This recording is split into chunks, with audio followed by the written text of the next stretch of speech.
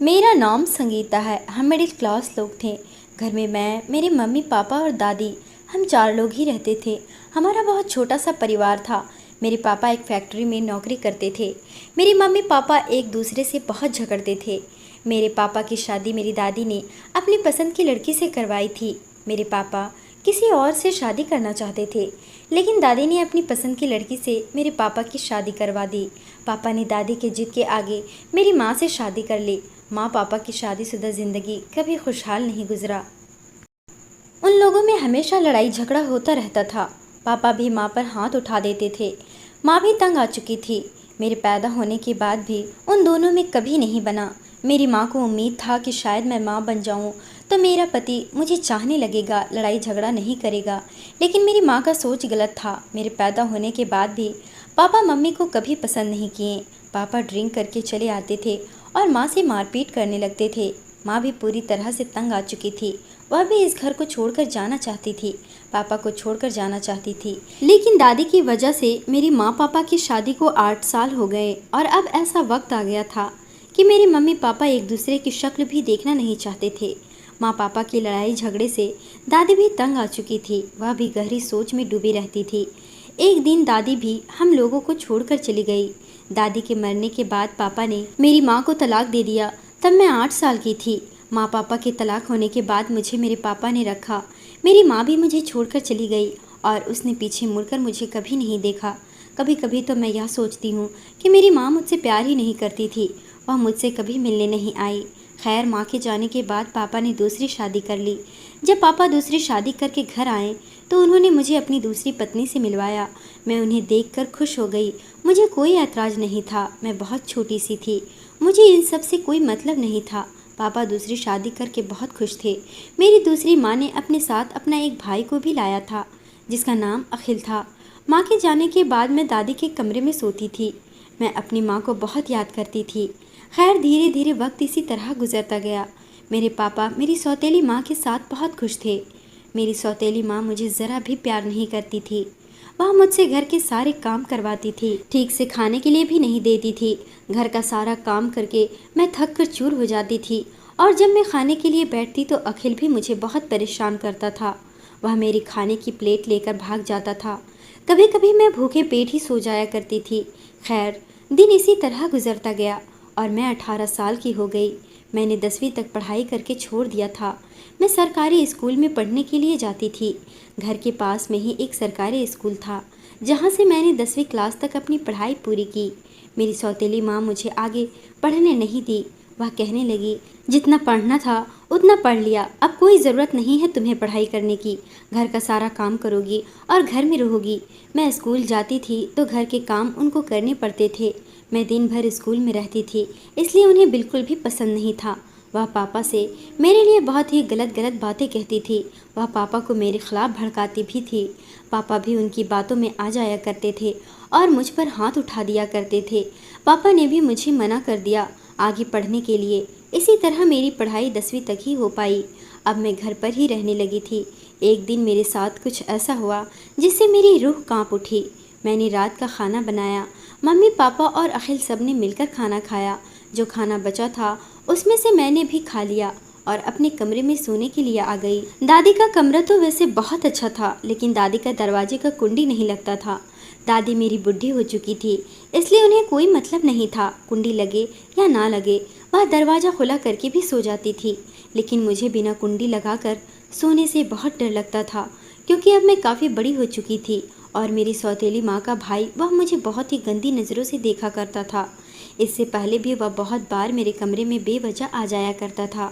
मेरे बिस्तर पर बैठ जाया करता था, मुझसे बदतमीज़ी करने लगता था। मैं उससे कहती थी कि मैं अपने पापा को बता दूंगी, तो वह कहता था कि बता दो, उसके बाद मेरी बहन तुम्हारा वह हाल करेगी जो तुम कभी सोच भी नहीं सकती। उसकी बातें सुनकर मैं खामोश हो जाती थी। अखिल कभी कभी घर में रहता था, कभी बाहर रहता था। जिस दिन वह नहीं रहता था मैं बहुत सुकून से सोती थी, लेकिन जिस दिन वह घर में रहता था मैं बहुत बेचैन होकर सोया करती थी। आज अखिल घर पर ही था और तेज़ बारिश हो रही थी। मैं अपने कमरे में बैठी बाहर बारिश को देख रही थी। बिजली ज़ोर ज़ोर से कड़क रही थी। मुझे डर भी लग रहा था, लेकिन मैं कर भी क्या सकती थी। मैं सिमट कर बिस्तर पर लेट गई। तभी मेरे कमरे का दरवाज़ा खुला। मैं चौंक कर उठी और मैंने आवाज़ दी, कौन है? मेरे कमरे की लाइट बंद थी, लेकिन बादल कड़कने से हल्की हल्की रोशनी कमरे में आ रही थी। मैंने देखा तो मुझे ऐसा लगा कि यह अखिल है, क्योंकि इस वक्त घर में और कोई नहीं है, सिर्फ अखिल ही था। पापा तो इस वक्त मेरे कमरे में आ ही नहीं सकते थे। वैसे भी मेरी सौतेली माँ से शादी करने के बाद मेरे पापा ने मुझसे कभी सही ढंग से बात नहीं की। वह मेरे कमरे में शायद ही कभी आते थे। खैर, मैंने फिर से आवाज़ दिया, कौन है वहाँ? उसने भारी आवाज़ में कहा, अरे पहचाना नहीं? मैं हूँ। मैंने कहा, कौन, अखिल हो क्या? वह कहने लगा, हाँ सही पहचानी हो।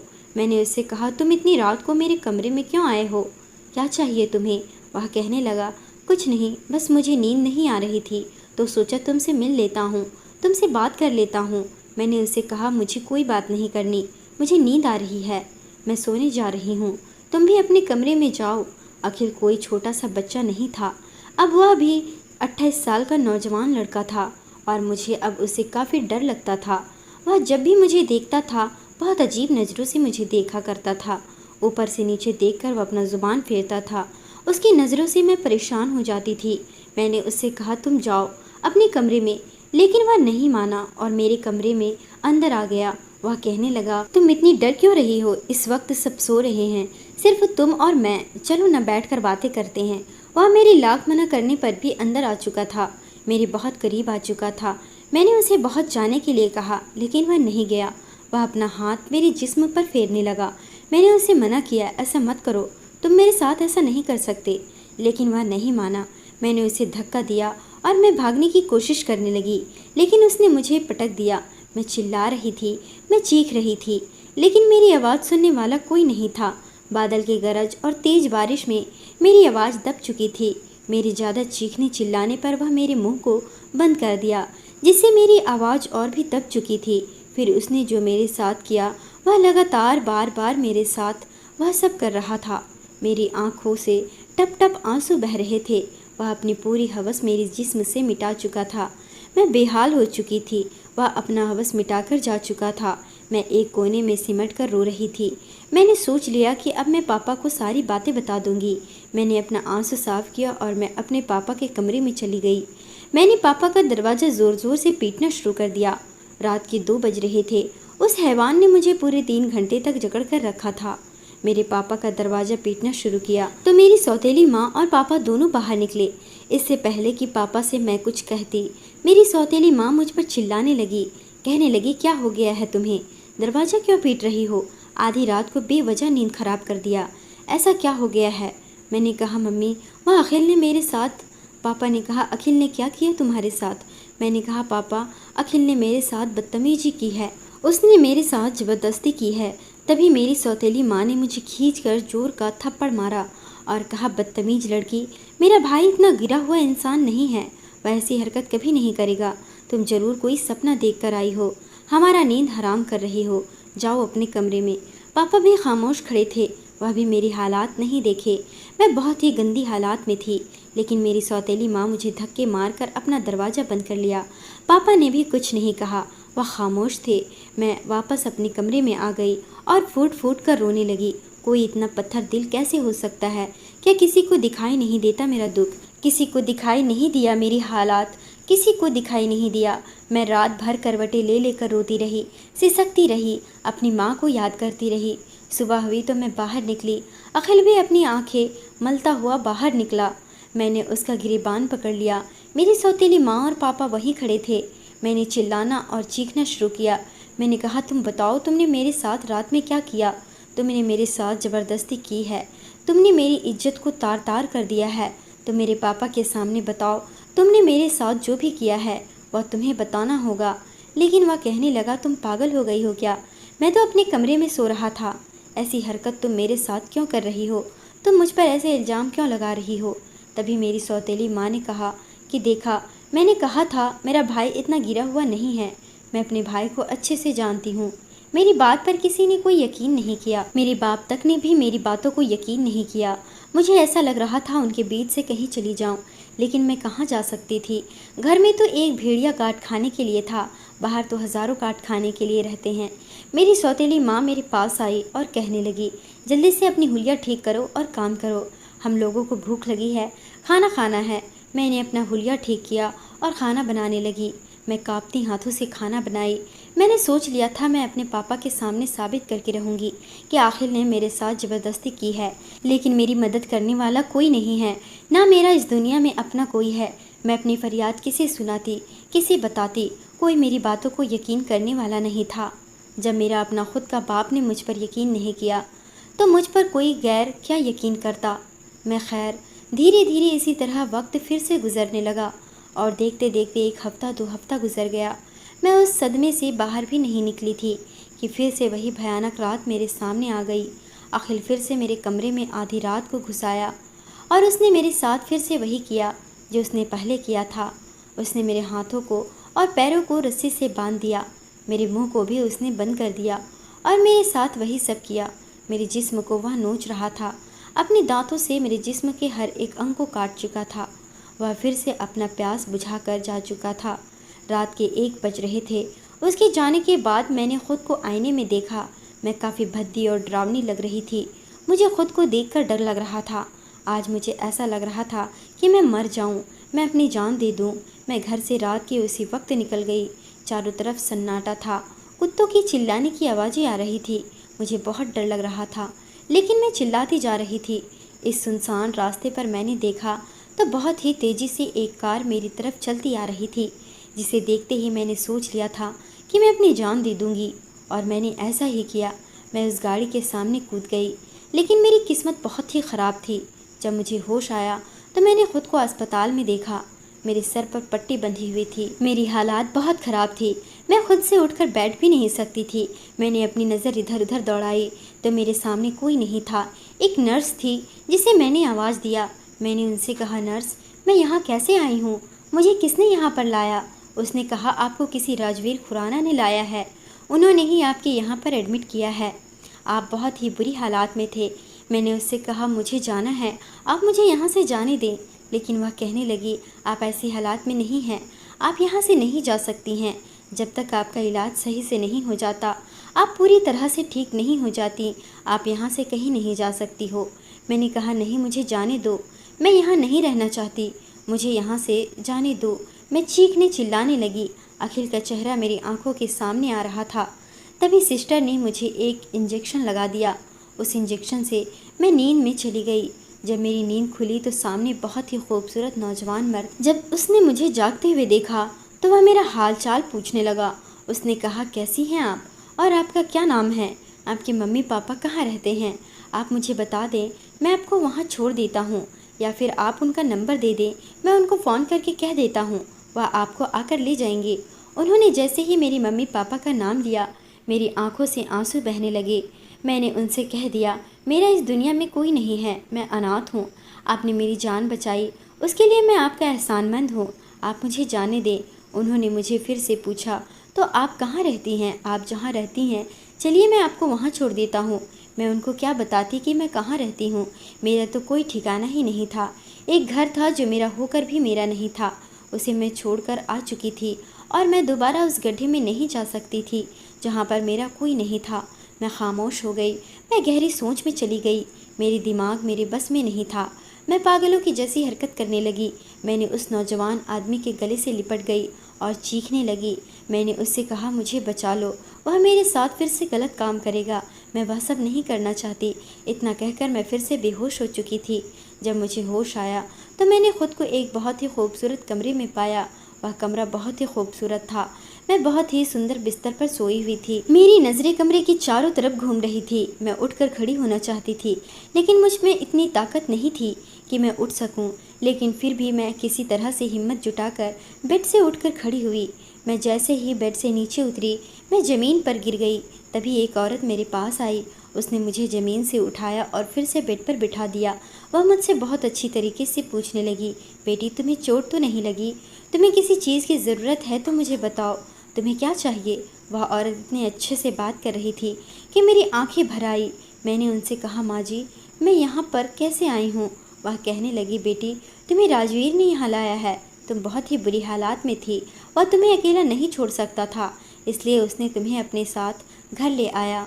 मैंने जब उनसे कहा, माँ जी अब आप मुझे जाने दें, मैं ठीक हूँ, लेकिन वह औरत कहने लगी, बेटी तुम तो सही से चल भी नहीं पा रही हो, तो फिर तुम ठीक कैसे हो। मुझे राजवीर ने सारी बातें बता दी है। तुम आधी रात को सड़क पर थी, राजवीर की गाड़ी के सामने आ गई थी। तुम्हारी यह हालात राजवीर की वजह से हुई है, तो राजवीर तुम्हें अकेला कैसे छोड़ सकता था। राजवीर की गाड़ी ने तुम्हें टक्कर मार दी थी। मेरा बेटा दिल का बहुत अच्छा है, वह अक्सर काम के सिलसिले में बाहर जाया करता है। वह बाहर ही गया था और अपना घर वापस आ रहा था, तभी रास्ते में तुम उसकी गाड़ी के सामने आ गई। तुम बहुत जख्मी हो गई थी।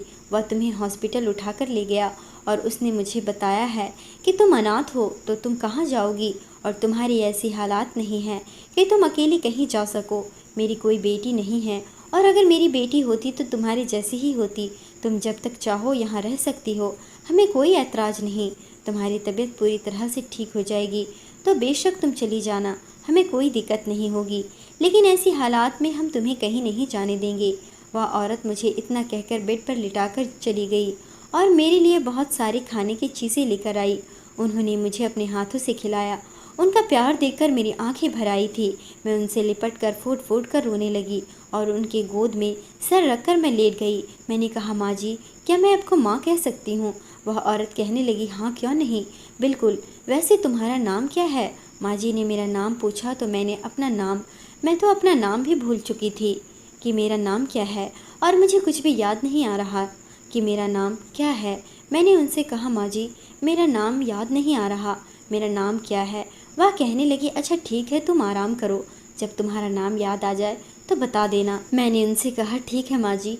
वह औरत चली गई। मैं अपने दिमाग पर जोर डालने लगी। मैं अपना नाम कैसे भूल सकती हूँ। मैं अपना नाम सोच रही थी, मुझे मेरा नाम याद ही नहीं आ रहा था। मैं कौन हूँ, कहाँ से आई हूँ, मेरा माँ कौन है, मेरे पापा कौन है, मुझे कुछ भी याद नहीं आ रहा था। मेरा घर कहाँ है, मुझे यह भी नहीं याद आ रहा था। अचानक से वही नौजवान मर्द मेरे सामने आया। उसने भी मेरा नाम पूछा। मैंने अपना नाम नहीं बताया। मुझे कुछ भी याद नहीं आ रहा था। मैंने उनसे कहा, मुझे नहीं पता मैं कौन हूँ, मेरा नाम क्या है और कहाँ से आई हूँ, मुझे यह सब कुछ भी नहीं पता। मैं जिस हालात में थी उसने मुझसे और कुछ भी नहीं पूछा और वह कमरे से चले गए। मैं सो गई थी। सुबह मेरी आँख खुली तो मैं उठकर इधर उधर देखने लगी। यह बहुत बड़ा घर था और बहुत ही खूबसूरत घर था। बहुत सारे नौकर भी थे। वह लोग मुझे बहुत ही अजीब नज़रों से देख रहे थे। तभी मेरे सामने माँ जी आई। वह कहने लगी, राजवीर तुम्हें डॉक्टर के पास लेकर जाएगा, तुम अपना चेकअप करवा लो। राजवीर मुझे डॉक्टर के पास लेकर गया।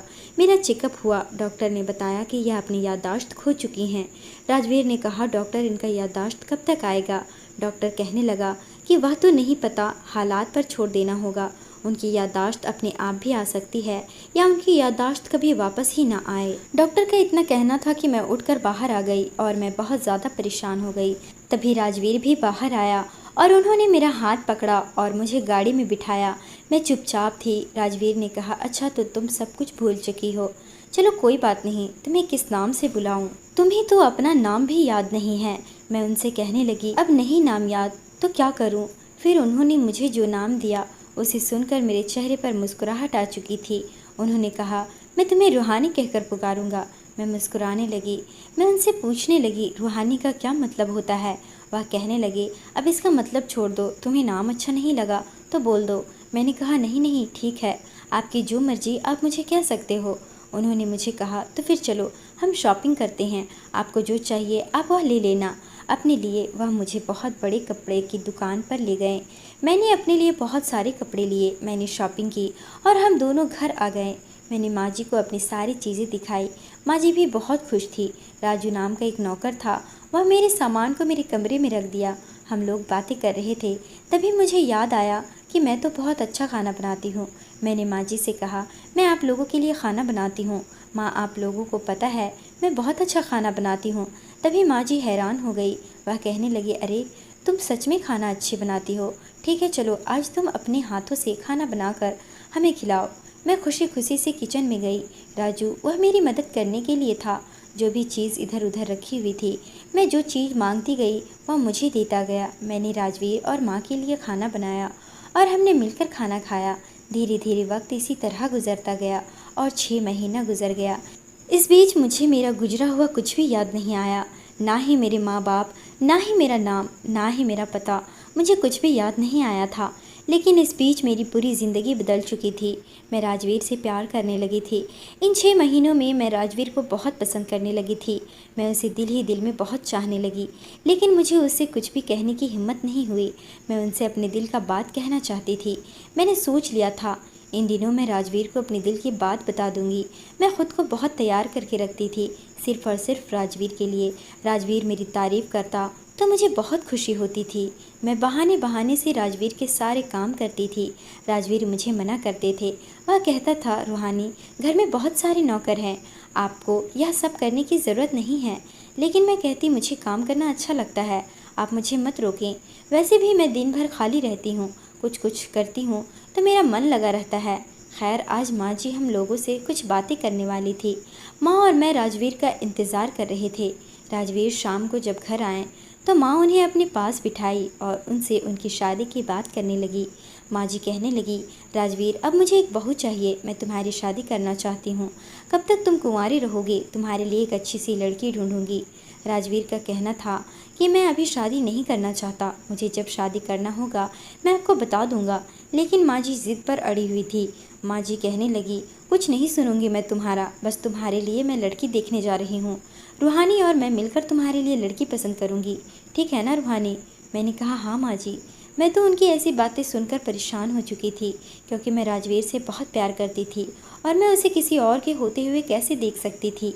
एक दिन राजवीर मेरे पास आया और कहने लगा, रूहानी, चलो हम लोग घूमने चलते हैं कहीं, क्या ख्याल है आपका? आज मेरा ऑफिस से छुट्टी है। उसने जब मुझसे पूछा तो मैं खुश हो गई थी। मैंने तुरंत हाँ कह दिया और हम दोनों घूमने के लिए चले गए। हम दोनों बिल्कुल अकेले थे और मुझे इससे अच्छा मौका नहीं मिलता। मैंने राजवीर से कहा कि राजवीर, मैं आपसे कुछ कहना चाहती हूँ। उन्होंने कहा, क्या, बोलो। मैंने कहा, राजवीर, मैं आपसे बहुत प्यार करती हूँ, आप मुझे बहुत अच्छे लगते हो। मैं यह तो नहीं जानती कि मैं कौन हूँ, मेरे माँ बाप कहाँ हैं, मेरे पीछे क्या था क्या नहीं, लेकिन आज मैं बस इतना जानती हूँ कि मैं आपसे बहुत प्यार करती हूँ और मैं आपके बिना नहीं रह सकती। आगे आपकी मर्जी। राजवीर मेरी बातें सुनकर खामोश हो गए। उन्होंने मेरा कोई जवाब नहीं दिया। मैं भी खामोश हो गई। आगे मैं कुछ कहना ज़रूरी नहीं समझी और हम दोनों घूमकर घर वापस आ गए। राजवीर मेरा हाथ पकड़कर माँ जी के पास ले गया और उन्होंने अपनी माँ से कहा, माँ, मैंने अपने लिए लड़की ढूंढ लिया है, मैं रूहानी से शादी करना चाहता हूँ। राजवीर की ऐसी बातें सुनकर मैं हैरान हो गई थी। मैंने तो सिर्फ उनसे अपने दिल की बात कहा था, मैंने शादी के बारे में नहीं सोचा था। उन्होंने जब शादी की बात की तो मेरा दिल ज़ोर ज़ोर से धड़कने लगा। मैं खुश तो बहुत थी, लेकिन शादी करने से पहले मैं राजवीर से कुछ कहना चाहती थी। मैं फ़िलहाल, माँ जी कहने लगी, बेटा, मुझे तो रूहानी बहुत पसंद है, मुझे रूहानी बहुत अच्छी लगती है। मैं तो चाहती थी रूहानी को अपनी बहू बनाऊं, लेकिन मुझे लगा कि शायद तुम किसी और को पसंद करते होगे। लेकिन मुझे बहुत खुशी हुई कि तुमने अपने लिए रूहानी को चुना है। माँ जी तो इतनी खुश थी कि उन्होंने हमारी शादी की तैयारियां शुरू करने में लग गई। मैं अपने कमरे में आ गई। राजवीर ऑफिस चला गया, लेकिन मैं बहुत परेशान थी। मैं राजवीर से कुछ कहना चाहती थी।